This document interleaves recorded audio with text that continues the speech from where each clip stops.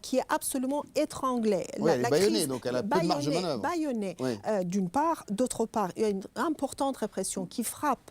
Vous le savez, il y a une bonne partie, par exemple, des opposants opposants au régime iranien à l'intérieur de l'Iran qui ont été obligés de quitter le pays, d'autres qui sont au jour d'aujourd'hui emprisonnés, etc.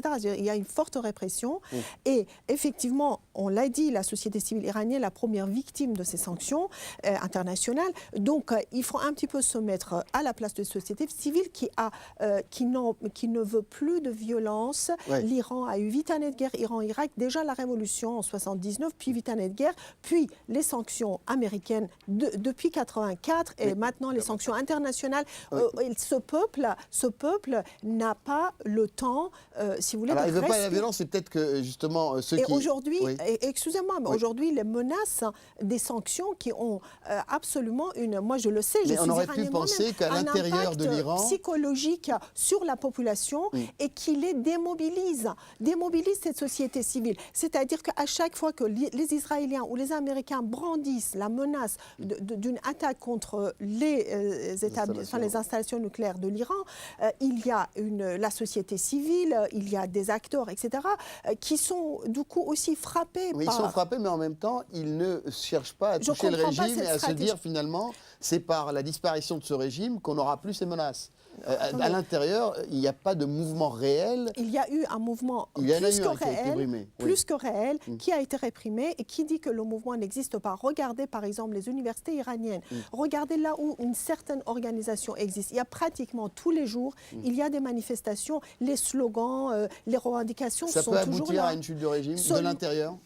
Écoutez, chute de régime, je n'en sais rien, mais en tout cas, la métamorphose du régime, à mon sens, le poids des menaces internationales ne se faisait pas sentir à tel point par la société civile iranienne. Naoufal Brahmi. Oui, pour revenir sur la menace d'un raid israélien, les deux cas où l'aviation israélienne était intervenue, c'est Irak 81 et Syrie 2007. Alors Irak 81, c'était le site nucléaire d'Ozirak, et Syrie, c'est Tyr. Oui. Voilà. Tyr, en 2007, il y a également une installation nucléaire. C'est resté très discret d'ailleurs. Industrielle à vocation nucléaire. Il n'y a eu aucune rumeur. Je veux bien qu'entre-temps, on a eu Wikileaks, on sait tout. Mais là, il y a trop de rumeurs pour que ce plan fonctionne. C'est parce qu'on sait que ce n'est pas vraiment possible en termes de... On va parler à l'instant, évidemment, dans un instant des conséquences. C'est parce que finalement, en termes de conséquences, ça serait tellement énorme qu'on n'envisage pas ce scénario. Il y a les conséquences, il y a aussi la nature géographique de l'Iran. L'Iran, c'est un pays qui a une profondeur. La Syrie, c'est juste à côté, l'Irak, mais là, il y a une profondeur. Il faut... Et puis laquelle centrale frappée aussi. Quelle centrale C'est-à-dire qu'il faut des raids, il faut plusieurs raids. En même temps, il y a eu l'importation de bombes de la part d'Israël qui sont capables Les Américains ont livré, Obama l'a reconnu, mais toujours est-il, pour que ce soit efficace, il faut qu'il y ait plusieurs raids, plusieurs endroits sur une longue durée, si on veut que ce soit efficace. Et là, si on fait un seul raid, on aura toutes les conséquences néfastes sans l'efficacité. Donc, et quand il y a trop de rumeurs, moi je sais que l'armée israélienne n'est pas une armée qui communique beaucoup. En Irak, rien n'a été dit. En Syrie, rien n'a été dit. Là, s'ils en parlent, c'est... Ça veut dire que ça ne va pas se faire. C'est ça que vous dites. Ce sont des éléments d'ambiance, pas plus. Thierry Coville, quelles seraient les conséquences d'une telle frappe et quelle forme prendrait-elle ? Revenir sur ce que vous disiez, je pense que le mouvement vert n'est absolument pas mort en Iran et il reste très puissant, notamment dans les têtes. Et beaucoup de choses qui se sont passées politiquement. On nous raconte toujours Ahmadinejad. Bon, le Parlement l'a attaqué très très fortement. Il est en déclin, en perte de puissance depuis quelques mois. Et je pense que c'est très lié avec... il y a un mécontentement profond, même dans le régime iranien, dont une partie du régime a réprimé le mouvement vert. Donc le mouvement vert est très fort en Iran. Et est-ce que ces déclarations sur l'éventualité d'une frappe peuvent aider ce mouvement à se réveiller de l'intérieur et à mettre à mal le régime ? Justement, je pense que là, ce qu'on néglige, c'est le mouvement vert a fait des déclarations sur le programme nucléaire iranien. Ils sont pour le programme nucléaire iranien. Mais pas militaire. Mais ils n'ont pas dit militaire civil, car par contre, ils critiquent, c'est la méthode. C'est-à-dire, ils critiquent le radicalisme d'Ahmadinejad. Donc, ils pensent qu'Ahmadinejad a mis l'Iran dans cette situation du fait de son radicalisme. Par contre, s'il est clair, ces menaces sont l'argument rêvé pour les plus durs du régime, pour justement réprimer toute cette opposition en disant voilà, la moindre critique contre nous, vous faites le jeu des étrangers. Ouais. Donc si vous voulez, un sentiment de cohésion nationale. Je crois que c'est Shirin Ebadi qui avait dit un jour que c'est le peuple iranien qui réglera à terme cette question du nucléaire. Je pense qu'elle a raison. Ouais. Le problème, c'est qu'effectivement, on a des puissances occidentales qui veulent faire beaucoup de communication et faire semblant, comme ça a été dit, de régler le problème. C'est plus compliqué d'expliquer au monde que l'Iran est complexe et que moi je pense que c'est la société et c'est le pays lui-même qui réglera ces problèmes-là. Donc l'éventualité d'une frappe pour vous ? Je pense que ça reste quand même beaucoup de communication. Si vous voulez, quand même, c'est un scénario qu'on a vu déjà dans le passé. Retenez-moi, sinon je fais un malheur. Donc, du genre, on dit aux autres, mettez plus de sanctions parce que sinon on va intervenir. Je pense que je pense que par contre, ce qui est dangereux, ce que je vois, moi je ne suis pas du tout spécialiste des questions militaires, mais ce que je vois de dangereux, c'est l'absence de relations diplomatiques entre l'Iran et les États-Unis qui conduisent les deux pays un petit peu, vous voyez, à se monter. C'est très facile de se monter contre l'autre quand on ne se parle pas. Oui. Et il y a une ignorance crasse, enfin excusez-moi du terme, mais une ignorance où ils le font exprès. Mais quand on voit les discours des candidats actuellement républicains aux primaires sur l'Iran, c'est niveau, je veux dire, je sais pas, enfin, c'est assez faible quoi, en termes de complexité. Quoi. Donc les deux pays ne se parlent pas, et ça, cette situation est dangereuse à terme. Parce qu'à force de répéter la guerre, quand deux pays ne se parlent pas, le moindre incident peut prendre des... Si vous voulez, par exemple, le cas des assassinats de scientifiques israéliens, vous allez en Iran... Iraniens.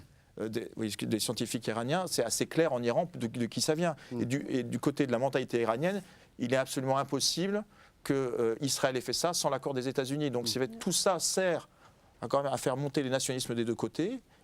L'Iran et les États-Unis ne se parlent pas, et ça, cette situation est véritablement problématique. François Nicoulot. Donc, en effet, c'est lourd de menaces parce qu'on se flatte toujours de contrôler les crises. Hein. Chacun se dit que on va gérer ça, de temps en temps, on fait un peu de bluff, on règle un peu les feux comme ça. Mais il peut y avoir des événements imprévus qui font que les crises qu'on se flattait de contrôler deviennent incontrôlables. Elles vous échappent des mains, elles échappent à tout le monde et elles partent en spirale dans des directions qu'on n'avait pas prévues. Ça, c'est quand même le gros danger quand on joue comme ça avec le feu, précisément. Est-ce que la situation en Syrie, François Nicoulot, justement neutralise un peu les velléités de frappe contre l'Iran? Est-ce que déjà la région étant une poudrière avec ses révoltes, ses régimes vacillants, est-ce que finalement la question iranienne devient plutôt possible à régler ou secondaire? Je ne sais pas, je crois qu'on exagère peut-être un peu les effets de l'évolution de la crise syrienne sur les équilibres au Moyen-Orient. Oui. Bien sûr, si le régime d'Assad s'effondre, les Iraniens seront embêtés, ça leur compliquera beaucoup la fenêtre, ça leur retirera la fenêtre qu'ils avaient sur le Proche-Orient, là, sur le Liban, sur la Palestine. Mais on observe le dernier vote mais de pour la dire Ligue arabe. quand même, ça ne changera rien de fondamental. Ouais. L'Iran ne se trouvera pas déstabilisé parce que la Syrie s'effondre. Hein. Jusqu'à présent, dans les dernières années, c'est l'Iran qui a été le grand gagnant de la redistribution des cartes dans la région. Avec l'Irak d'aujourd'hui, Saddam Hussein est parti, c'est quand même merveilleux pour les Iraniens, grâce aux Américains. Et puis leur autre ennemi juré, c'était les talibans. C'était parfait, là encore, les Américains ont fait le travail. Donc les Iraniens sont dans une position plutôt favorable à cet égard. Si la Syrie sort du jeu, ils s'y feront, ils s'y habitueront.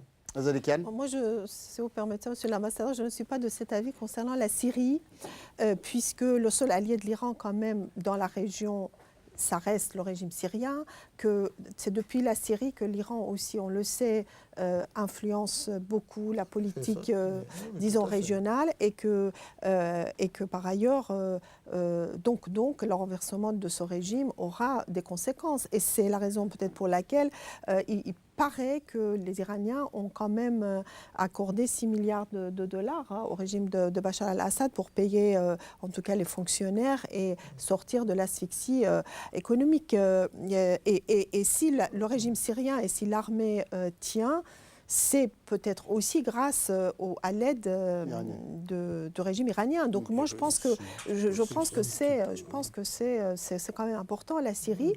D'ailleurs, on voit à quel point les Iraniens sont très quand même prudents, enfin le régime iranien est très prudent par rapport à ce qui se passe en Syrie, parce qu'effectivement, ils sont en train de réfléchir comment faire après la chute de Bachar el-Assad, mais en même temps, ils ne souhaitent pas qu'il y ait ce renversement de la situation. Oui. Donc, je suis tout à fait d'accord avec vous, il n'y a pas de problème. Ce que je veux dire simplement, c'est que bien sûr, l'Iran s'embêtait si le régime d'Assad s'effondre, mais il n'y aura pas d'effet de domino. Si la Syrie s'effondre, pour aller dans le sens ça ne veut pas dire d'Azadikian, que le régime iranien va s'effondrer non plus. Mais je pense que sur... Ça peut justement renforcer certaines choses. Par exemple, je vous donne un exemple très rapidement. Oui. On sait qu'en Irak et en Syrie, ce sont surtout Al-Rods, c'est-à-dire la branche extérieure de Pastoran, qui décide. C'est-à-dire qu'il n'y a pas de diplomate iranien en position de décision. Ce sont les Pastarans. On l'a vu d'ailleurs, je raconte, il y a des anecdotes. Rapprochés du régime, en quelque sorte. Absolument. Et puis c'est eux qui décident pour l'Irak, qui décident pour la Syrie et qui décident pour le Liban. Oui. Et donc justement, ça va aussi fragiliser la position de force de Al-Rods et une partie donc, disons, l'aristocratie des Pastarans. Oui. Et ça peut ne pas avoir des impacts sur la structure de pouvoir. Enfin, l'effet de domino dans ce sens-là, mais c'est pas. Et quand vous observez, François Nicolo, le vote de la Ligue arabe récemment, le vote écartant la Syrie. C'est un vote qui est clairement un peu les puissances ou les pays sunnites un peu contre ceux qui seraient proches de l'Iran. C'est-à-dire que l'Irak s'est abstenu avec sa composante chiite dirigeante, le Yémen, et donc on a l'impression quand même que la Syrie, au milieu, oui, enfin moi je ne mettrais pas trop. Il y a l'élément chiite, sunnite, mais il est tellement gonflé, tellement mis en avant. C'est un peu comme les frappes. C'est un élément comme un autre, mais il ne mérite pas qu'on en fasse la clé d'explication de ce genre de vote ou d'autres phénomènes dans la région. D'accord. Je rappelle, ce qu'on appelle le printemps arabe a fait une première victime collatérale, c'est Israël, qui a perdu ses deux alliés, l'Égypte et la Syrie. Bon, comment dirais-je, le soutien indéfectible du président déchu égyptien, et c'est une vraie perte. Et la Syrie qui était un allié objectif. Donc là, ça change. Ensuite, pour le vote de la Ligue arabe, déjà, il y a eu un premier vote. La Ligue arabe, c'est celui du 12 mars 2011, sur la Libye. Déjà, on a vu tous ces régimes-là, il vaut mieux voter contre une dictature, comme ça, on se dit, nous, on est démocrates. Déjà, pour le 2 mars, il y avait 4 pays qui ont voté contre la proposition de la résolution de l'ONU. L'Algérie, la Syrie, le Yémen et le Soudan. Pour la Libye. Là, ça s'est rétréci. Là, l'Irak s'est abstenu. Le Yémen, égal à lui-même, a voté. Contre. Et le Soudan s'est abstenu. Donc là, ça se rétrécit, c'est un signe de fréquentabilité. Mais l'efficacité de la Ligue arabe, le général aurait dit un sous-machin. Quel impact a cette question de l'Iran, de la bombe, sur notre politique intérieure, Thierry Coville, selon vous? Est-ce que finalement, ça perpétue cette menace d'un monde musulman? Est-ce que ça accentue la césure civilisationnelle, entre guillemets? Je pense que c'est ce qu'on lit. Moi, je suis assez frappé de l'uniformité de ce qu'on lit dans la presse. On ne va pas les citer, mais enfin les principaux quotidiens français. Il y en a 3, je veux dire, Le Monde, Le Figaro et Libération. Que disent ils disent la même chose, que l'Iran est dangereux, qu'il faut des sanctions et qu'ils veulent la bombe atomique et que c'est Ahmadinejad. Vous pensez le contraire? Moi, je pense que c'est pas Ahmadinejad. Je pense que la politique nucléaire iranienne est décidée par le Conseil national de sécurité, où toutes les instances du pouvoir sont représentées, et c'est à la mode iranienne. Je pense que même en Iran, on ne sait pas exactement ce qui s'y passe, mais c'est de la négociation et c'est des rapports de force. Et qu'Ahmadinejad a quand même été menacé de destitution depuis quelques mois, a été traité de déviationniste, etc., par les plus durs du régime, si vous voulez. Donc il se passe des choses dans le régime, et ce n'est pas lui qui décide tout seul. D'autre part, deuxièmement, on vient de le répéter quand même plusieurs fois, on n'a aucune certitude si l'Iran veut véritablement la bombe atomique. Donc je pense qu'il y a... je crois que c'est l'ancien chef du Mossad qui a dit quelque chose, je pense, d'assez vrai, qui a dit Ahmadinejad est un cadeau du ciel pour Israël, tellement il est caricatural. Ouais. Et je pense que la presse française, malheureusement, nous sert régulièrement cette caricature d'un Iran méchant qui veut la bombe atomique pour attaquer Israël. Mais si vous dites vous-même qu'Ahmadinejad est caricatural, comment relayer une autre image dans la presse ? Non, il est caricatural, mais ce que je viens de vous dire, c'est qu'il n'est pas tout seul dans le pouvoir iranien. C'est pas lui qui décide, en fait. Il faudrait relayer mieux cette complexité. Écoutez, excusez-moi, il y a plein d'instances en Iran. D'ailleurs, ça pose des problèmes. Enfin, le pouvoir est très compliqué. D'autre part, là, si vous voulez, si le régime est en place depuis 30 ans, c'est que, si vous voulez, cette opposition qu'on nous sort aussi d'une gentille société civile, d'un méchant régime, c'est beaucoup plus compliqué que ça. Ouais. Vous allez trouver, d'un certain niveau, au plus haut niveau du pouvoir iranien, des gens qui seront d'accord avec ce qu'on dit aujourd'hui, mais qui sont il y a un nationalisme en Iran très fort. Très, très fort. Quelque part, on déteste le régime, on ne peut pas le dire pour une certaine raison, mais on veut faire tourner le pays. Donc le pays tourne sur le nationalisme, donc c'est beaucoup plus compliqué que méchant Ahmadinejad qui dirige tout seul. Juste pour un petit détail, je veux dire, si l'Iran fait un programme nucléaire, c'est aussi plein de jeunes Iraniens qui font des études, c'est un niveau d'études, c'est des doctorats en physique nucléaire, tout ça. Voilà, c'est pas Ahmadinejad qui fait tout seul la bombe nucléaire en Iran.